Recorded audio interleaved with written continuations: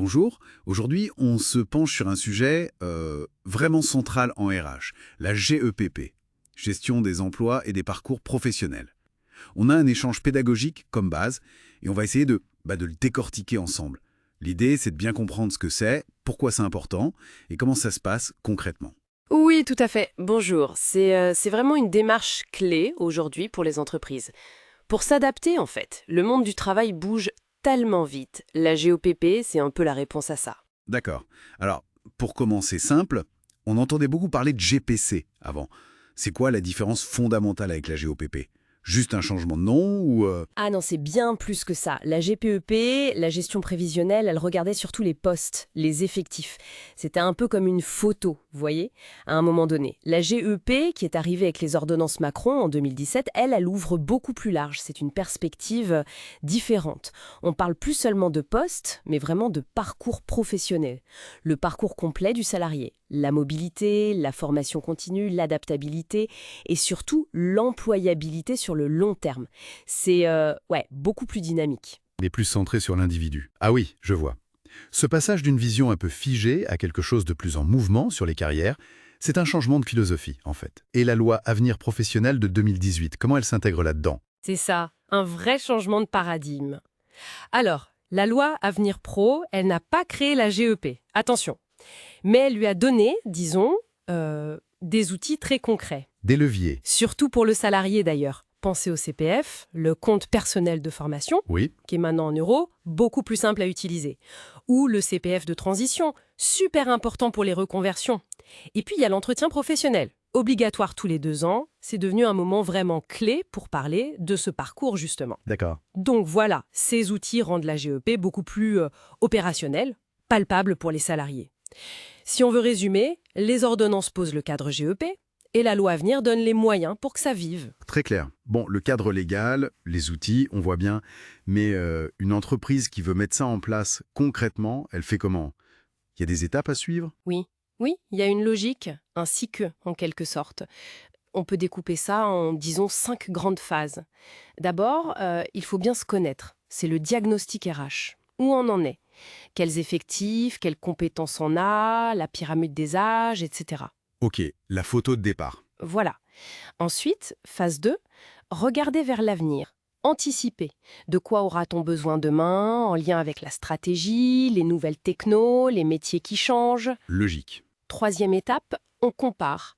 On évalue les écarts entre ce qu'on a aujourd'hui et ce dont on aura besoin demain. Là où ça coince, potentiellement. Exactement.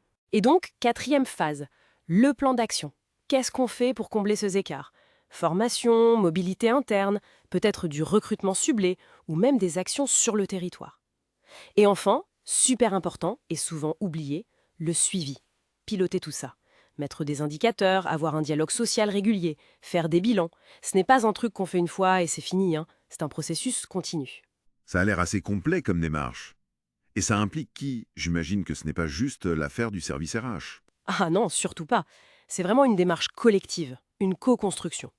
Les RH sont souvent au pilotage, bien sûr, c'est leur cœur de métier, mais il faut l'impulsion de la direction, c'est essentiel pour la vision et les moyens.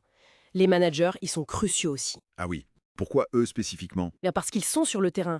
Ils connaissent leurs équipes, les compétences réelles, les envies d'évolution aussi. Ils sont indispensables pour faire le lien. Il y a aussi les partenaires sociaux, bien sûr, pour négocier, co-construire, s'assurer que ça fonctionne pour tout le monde. Et puis, le point clé de la GEPP. Oui. Ce sont les salariés eux-mêmes. Ils deviennent acteurs de leur parcours, via le CPF, comme on disait, la VAE aussi, la validation des acquis de l'expérience, ou simplement en exprimant leurs souhaits pendant les entretiens pro. C'est ça, la fameuse responsabilité partagée. Intéressant cette idée de responsabilité partagée. Mais ça doit pas être simple à coordonner tout ça.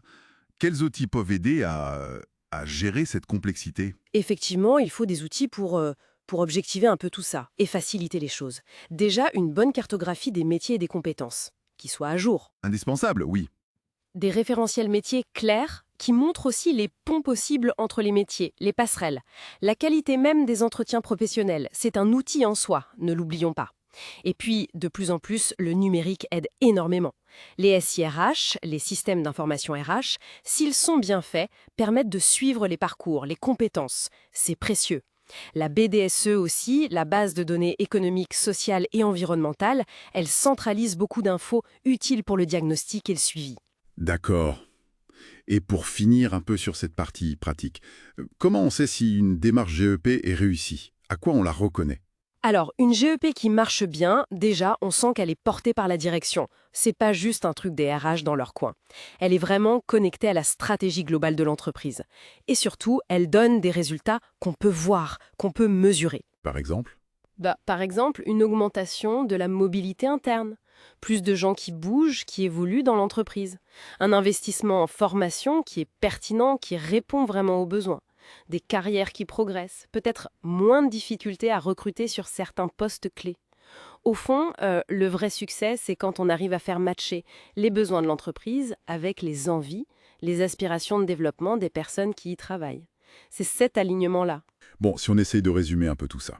La GEPEP, c'est clairement plus qu'une simple mise à jour de la GPEC. Oui. C'est un outil stratégique, en fait, qui met vraiment le développement des parcours, l'employabilité au centre, pour aider l'entreprise et les salariés à mieux naviguer dans les transformations du travail.